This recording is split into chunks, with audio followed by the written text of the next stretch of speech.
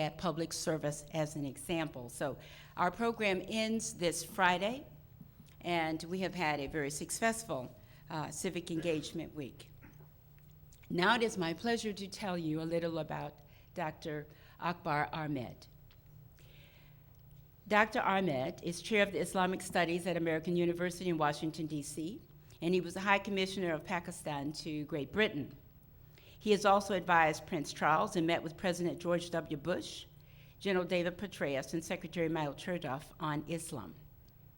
He's had many awards, and he has written books, as you will find out through the interview with Bill Lacy. He is also the world's leading authority on contemporary Islam, according to the BBC. In September 2008, he was appointed as the first distinguished chair for the Middle East Islamic Studies at the US Naval Academy, and he has been the non-resident senior fellow at the Brookings Institute for several years. He is also a visiting professor at the Institute for Advanced Study at Princeton, and he has taught at Princeton, Harvard, and Cambridge universities. He's received a PhD at the School of Oriental and Asian Studies from the London University and an MA and Diploma in Education from Cambridge University. Dr. Ahmed was on sabbatical from 2008 to 2009, and he conducted a very unique study of American society through the experiences of the Muslim community. He toured the United States with American assistants in their journey, and you will also know that there is an accompanying film footage can be seen on journeyintoamerica.wordpress.com.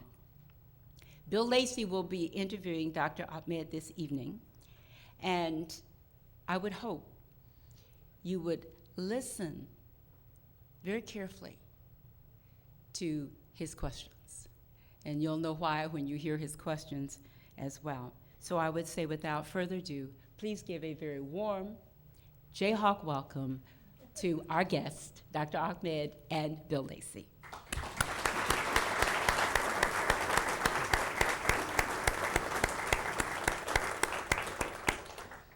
Dr. Ahmed, thanks so much for joining us on the campus of the University of Kansas tonight here at the Dole Institute. It's an honor to have you.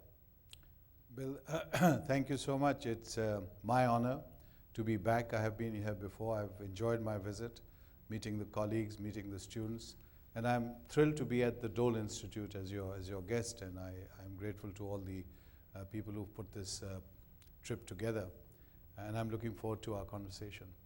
Let's start tonight. Tell us a little bit about your upbringing in Pakistan and your early career there.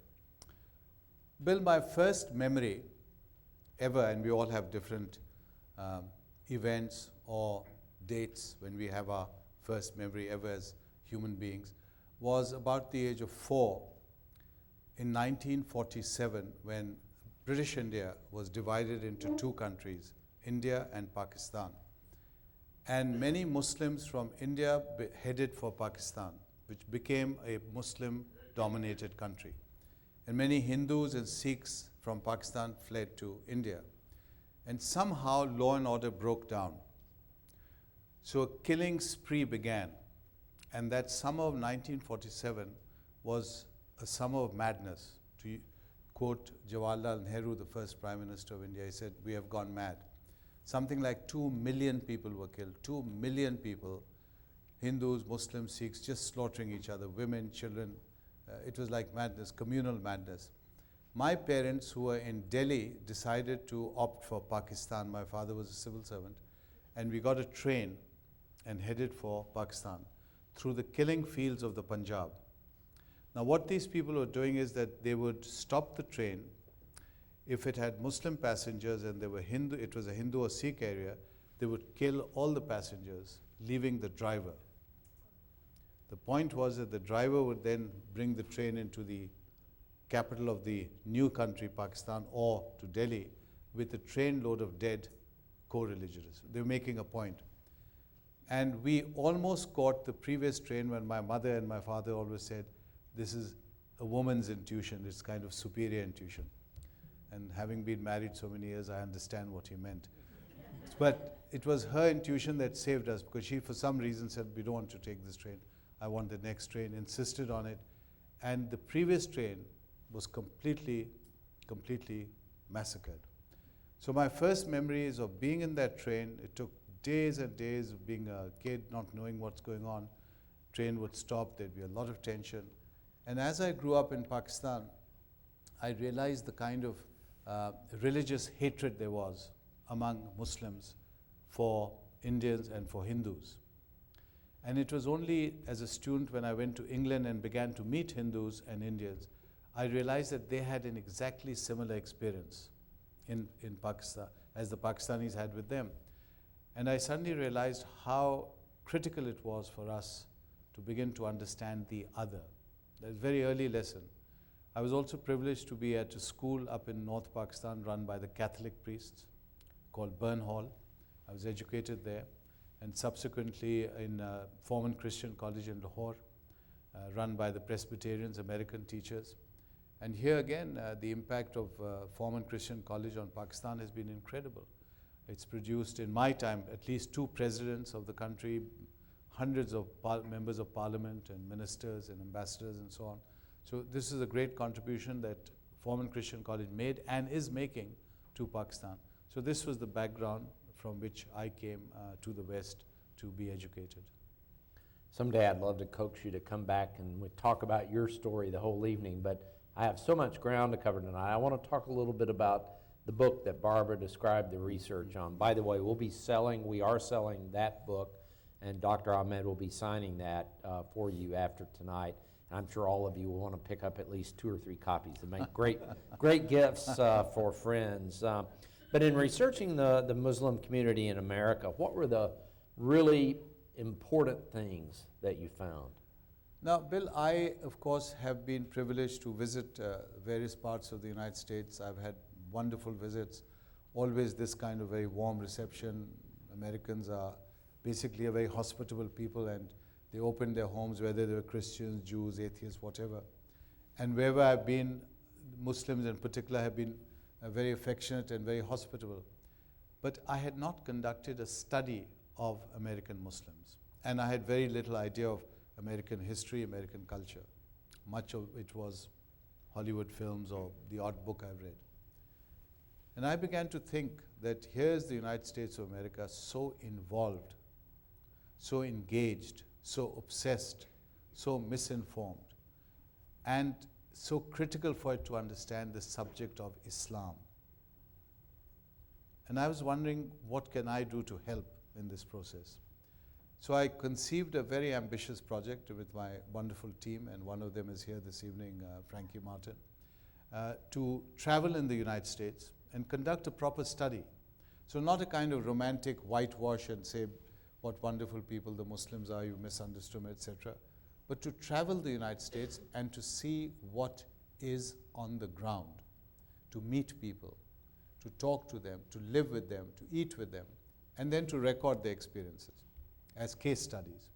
And this is what we did. I took a whole sabbatical, an entire year, and professors on my campus get one every 7-8 years so that they can fix the leaking roof or do the garden or whatever that their wives have been after them to do.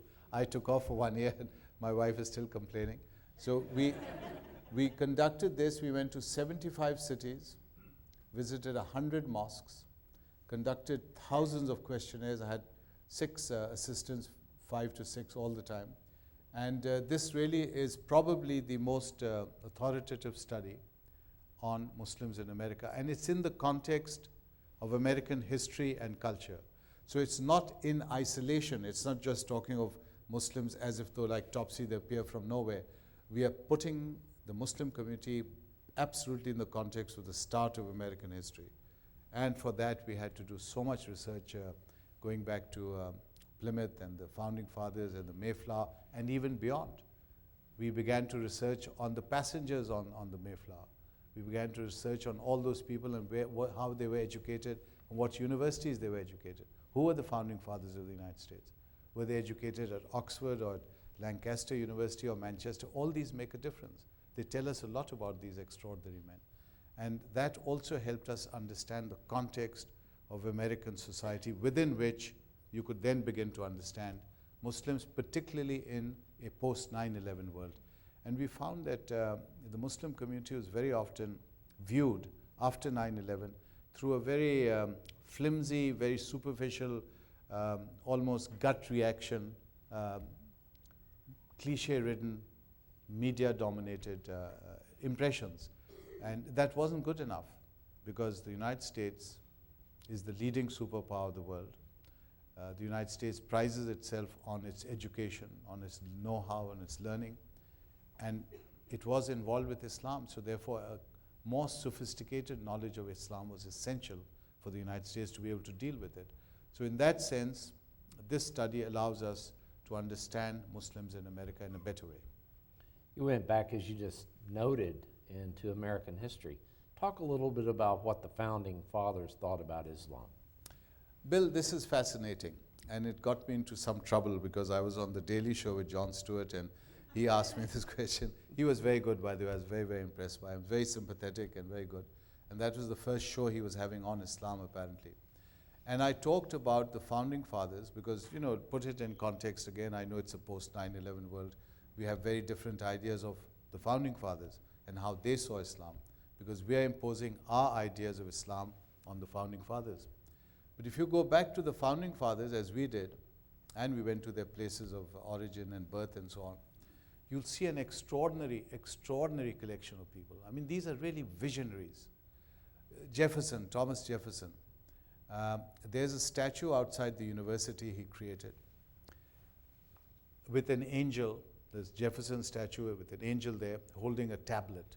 And the tablet says religious freedom, 1786.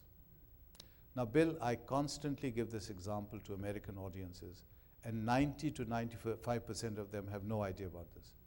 This is their Bible, because every American is defined, to my mind, by the founding fathers and the Constitution. That is what an American is. And here's Jefferson, the presiding genius, if you like, of that vision. And the vision is of an angel with this tablet, religious freedom, and it starts with God, the Christian divinity, Jehovah, Judaism, Allah, this 1786, and goes on to Brahma and Atma. So here are the founding fathers in the late 18th century. And take a look at the rest of the world. Take a look at Africa and Asia and elsewhere and see what's happening there. You have tyrants and despots and corruption and tyranny. And here people are creating or thinking of creating a new world that has never existed before. A genuinely democratic world dominated by human rights, respect for each other, civility for each other. And this is a world at the heart of which is religious pluralism. So there are very, very few Muslims then. Very few Americans then are even aware that these Africans that they're picking up and bringing across in those terrible, terrible ships are actually Muslim. We found out on our journey that something like 50 to 60%, according to the African American imams who were brought from Africa, were actually Muslim. Now, I was talking to Professor Beverly Mack, who's a very distinguished professor here at the university, of her research in West Africa. Now, these are African scholars and learned men, and they've contributed to women amongst them right at the forefront. They go out to the village library or go out for a gathering, they're picked up, they're brought across the Atlantic, and their whole life changes. So over time, their identity is erased. And when I would talk to the African American imams and I would say, so when did you convert to Islam? They would say, no, brother, we didn't convert. We reverted to Islam because we were always Muslim. We are just rediscovering it. So we discovered a great deal about the founding fathers and their passion for this worldview. Benjamin Franklin, George Washington, always a man to refer to in any crisis. If we think we have crises after 9/11, think of what he's going through. There may be no country if he loses. There may be no United States of America. And yet, these founding fathers did not compromise their principles. On all the principles that engage us in debate, torture, human rights, go back to the founding fathers and they're crystal clear on each one of these issues. So we were impressed again and again and again about the founding fathers on the Jews, on the Muslims, on religious pluralism. Why do so many Americans fear Islam? They fear Islam, Bill, for several reasons, and legitimately, I don't blame them at all. One of the reasons they fear Islam is, and it's in the book, that the Muslim community in America is divided 1/3 African American, very, very roughly, 1/3 Middle East, 1/3 South Asian. Now, African Americans, most Americans were not even aware had this Islamic or Muslim background. So Islam is not on the horizon in the United States. It's a Christian country, or more recently, a Judeo-Christian country. Islam doesn't figure. This is before 9/11.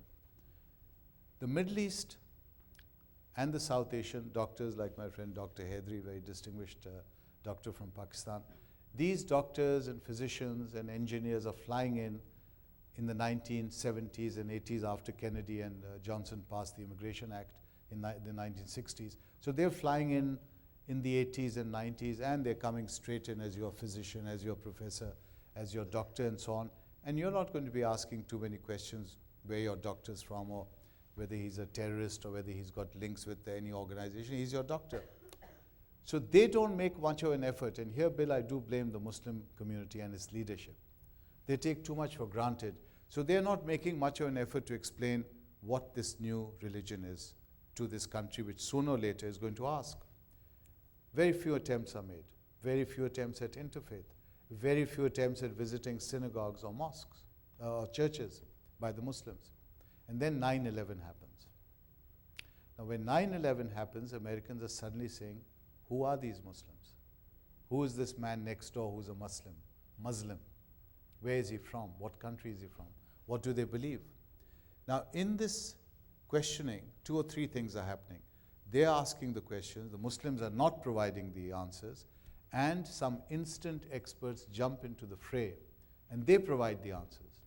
And those answers, Bill, unfortunately, and I say this unfortunately in a very deliberate manner, are so deliberately distorted that they just leave you baffled, because that is not Islam. That's not the Islam I have grown up with. And my generations have been Muslim. I'm not a convert. So the kind of Islam that is then projected is a very violent, negative, destructive kind of force, a cult. And Americans are being told this is a cult, not even a religion. And Muslims worship something called the moon god. And I'm still looking for the moon god, Bill. I don't know what the hell that means. So maybe in the Q&A I'll discover what the moon god is. But a lot of Americans believe that we worship something called the moon god, that we are idol worshippers and all kinds of things. Now again, go back to my point, because Muslims are not explaining Islam satisfactorily or sufficiently. Americans have this understanding coming through the media, largely the media. The Americans are not to be blamed for not liking Islam and not finding very much attractive about it. And then don't forget the reality in the Muslim world. You have a Muslim world in turmoil. Afghanistan, Pakistan, you've got violence and killing and tyranny in the rulers, lack of justice in the rulers, lack of law and order. And I don't blame the Americans for saying, what is this civilization and why are they after us? Why do they hate us? As President Bush asked several times. What can we do to improve the relationships between these two communities? Bill, the first response to your very important question, and I hope the Americans, particularly the young Americans, will listen to this. This is a very important question, because America and the world of Islam are now joined at the hips. It's that proverbial bad marriage. We're sort of stuck with each other. We can't get rid of each other. The spouses have considered poison, rat poison, every kind of thing, but there's no way out of it. You're absolutely stuck. Now, if that's the case, then you've got to somehow make it work. And why is this the case? Take a look at the reality of the world. The United States of America has today hundreds of thousands of troops in the Muslim world. Hundreds of thousands. Iraq, Afghanistan, Pakistan, maybe Somalia, maybe Yemen, Muslim countries. The United States has absolute dependence on 5 out of 9 countries in the world, which foreign policy analysts say are pivotal to its foreign policy. 5 of the 9 are Muslim nations. It can't do without them in terms of its geopolitics. There's 7 million Muslims in the United States. There are 2 congressmen. There's a whole generation now emerging of professors and doctors and influential mayors and councilmen who are Muslims. So it is crucial that Americans understand Islam. The first step is really to begin a process of understanding what Muslims are, what Islam is. Visiting Muslims, going to their mosque, inviting them to the church or the synagogue, reading about them, reading about the literature that's being produced about Muslims, and really engaging with them. I have had the privilege over this last decade of being very involved in this endeavor, and I tell you, Bill, what really fires my imagination is the young generation, these young Americans. And I have a class called the World of Islam, and 99% of my students, when they join me, say, we have no idea about Islam, and that's why we are in your class. And by the end of the class, they're all fired up with the idea of doing something, of bridge building, of going out and trying to change the world. As Americans, I'm running an e-learning course, first time ever at the university, e-learning, on Judaism and Islam. So we're teaching the theology, the history, contemporary problems of both religions, parallel. Now this has not happened before. So there are privileges, there are facilities that we can, in the United States, do in order to improve this understanding. But we need to be conscious that it has to be done, and it's urgent and important that we do it. I took some time this afternoon, Dr. Ahmed, to review a 2011 Pew survey of Muslim Americans, and there were a couple findings I wanted to ask you about tonight. The first, which I found really fascinating, is that about 2/3 of Muslims who live in America believe that the Muslim community, that life is better for Muslims in America than in other Muslim countries. Why is that? Well, Bill, in my book, the Pew, of course, surveys thousands of people. We went and talked to them, lived with them. And in private interviews, there's Muslim on Muslim interviews, so they're not speaking, as it were, to the public. Muslims would tell us again and again that this is the best place in the world to be a Muslim. And we'd ask them this question. You know, with after 9/11, life is much more difficult for everyone, especially for Muslims, because there's so much intense interest in them. And they would say, I'm from Iraq. So think of it this way. You're from Iraq, where Saddam Hussein is ruling. Or you're from Afghanistan, where the Taliban are ruling. Or you're from Libya, where Gaddafi is playing havoc with the country for 4 decades. America's paradise. So this is, for them, genuinely the best place in the world to be a Muslim. And before 9/11, the Muslim community had it really easy. No one bothered them. They weren't particularly concerned about explaining themselves. They just fitted in like a hand in a glove. They just became Americans, and they were proud to be Americans. So it is a very complex situation, because when we talk about Muslim identity in America, we're really looking at something bigger, and that is American identity. The question is not just about Muslims. It is how Americans are understanding their own identity in terms of the relations with the Muslim community. Because that's a slippery slope if you begin to see the Muslims as somehow suspect or an unworthy community. We've been down that. We've been down that road. We've had relations half a century ago with the African American community. Before that with the Jewish community and the Irish community. So that's the kind of history the United States has, and we are conscious of that, and we need to move beyond that. The other finding that I found fascinating is that approximately half of Muslim Americans feel that their leaders have not been outspoken enough against extremism and terrorism, and only 1/3 thought they had been outspoken enough. Why would that be? Several reasons. Most of these Muslim leaders have relatives back home, and they're fearful. And it does happen. It does happen. I wrote an article in the Washington Post in 2002 pointing out, criticizing what in Pakistan is called the blasphemy law. And this was a very strange case, because a professor who was a devout Muslim, so he wasn't trying to criticize Islam, but in his enthusiasm for the Prophet of Islam, he said something which some students felt wasn't sufficiently reverential. They reported him, the police came in, and before anyone knew anything, he was arrested, taken and tried, and no judge would have the courage to reject that case. And he was sentenced to death. That's the blasphemy law under the Constitution. So in his death cell, somehow he wrote to me. So I'm sitting in my office at American University, I got his letter. So I began a campaign, and I started with this article in the Washington Post, which is read and is influential in Islamabad.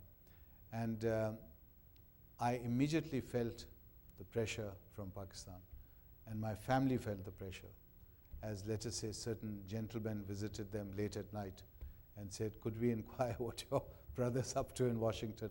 So this is a reality for us. It isn't for the Americans. Americans can stand up and abuse virtually anyone they want to, whether it's the president or Jesus Christ or anyone. This is a free country. That's what America is. We don't come from those societies. So a lot of Muslim leaders are very conscious that what they say here may have repercussions back home, and they're coming from those societies. Remember, you're seeing these images on television in the Arab, during this incredible explosion called the Arab Spring. And the first reaction of everyone there is, we can say what we want to. You know, you're seeing the man in the street, the fellow at the vegetable stall saying, I can say anything I want to, without the fear that there's someone taking notes or will report me to the Secret Service. So I do blame the Muslim leadership. I blame them for more than just not speaking up. I blame them for really letting down their own community by not explaining the community, its history, its background to the American people. The Americans are an open society wanting to learn, and they're not providing this learning until 9/11. So they are to be faulted for many reasons. They're to be faulted for lack of unity. Even now there's a lack of unity. Even now there's a lack of clarity in the Muslim leadership. I point all this out in the book. And above all, there's this whole failure of allowing the homegrown terrorists to emerge from their ranks. Where are they coming from? And why are they coming from there? What is happening that allows them to slip through the cracks? We have to ask the Muslim leadership. Well, let me follow that up and just ask you, I mean, in your personal case, in the case of Salman Rushdie, in the case of the cartoons that were published, I think in a Danish newspaper that outraged the Islamic community, are those things, that kind of intolerance, is that a function of tyranny? Is it a function of cultural ideas, or is it all part of Islam? Bill, again, a very interesting question. Let me go back a little bit. I arrived in Cambridge University in England in 1988 from Pakistan, holding what the Pakistanis call the Iqbal Chair at Cambridge, very distinguished post. And as I arrived, the Salman Rushdie crisis exploded in England. All of England was talking about it. And even then I understood that we were witnessing the opening of a new chapter in the world, in world relations. It had never happened before that an author writing something in one country was suddenly creating waves right across the planet in some other part of the world, and there were riots and people being killed as a result. And I wrote a lot and I appeared a lot on television and so on. And my analysis was, to answer your question, exactly this: two civilizations talking past each other. The West talking of law, freedom to say what you want to, which is the basis of Western civilization and must remain so, and its great strength. And the Muslim world emphasizing tradition, reverence for its respected figures, and maintaining the idea that a challenge to their religious authority is an undermining of religious identity. So really two civilizations. And where the dialogue broke down was where Muslims began immediately to threaten death, threaten processions, threaten lynching. I got involved because I was asked, in fact Salman Rushdie rang me at Cambridge a couple of times and said, I've been reading your books and I'd like you to help me, intervene with me on behalf of my position, talk to the Muslim leaders. I did talk to them, and it was a very uncomfortable conversation because the high command, as it were, in England grilled me like the Inquisition. Why did I want to even represent him? And then I was asked to meet Rushdie, and the special branch arranged a secret